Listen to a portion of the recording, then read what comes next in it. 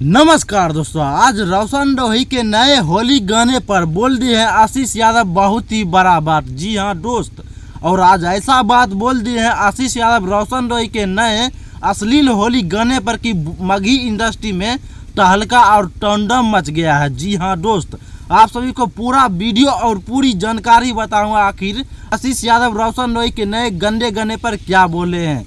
लेकिन उससे पहले आप सभी को बता दूं कि रोशन रोही का एक गाना आ चुका है जिस गाने का नाम है जल्दी जल्दी करके निकल जो। जी हाँ दोस्त, आप सभी को बता दूं कि इसका अर्थ क्या होता है आप लोग खुद ही समझदार हैं, आप लोग समझ ही गए होंगे।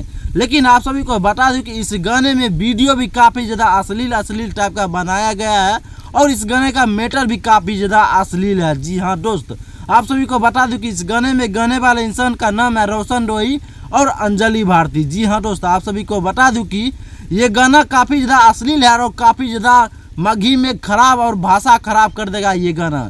इसलिए आज यही सब चीज़ देखते हुए सिंगर आशीष यादव जो कि रोशन रोही का दोस्त है, वो बोल दिए कि भाई अगर तुम इस तरीके से काम करते रहे तो कहीं कहीं मगही इंडस्ट्री में मैं तुमको अगला बार से गाना नहीं गनने दूंगा। जी हाँ दोस्त, कुछ इतना बड़ा बात बोल रही है आशीष यादव रोशन रोही को चैलेंज के साथ।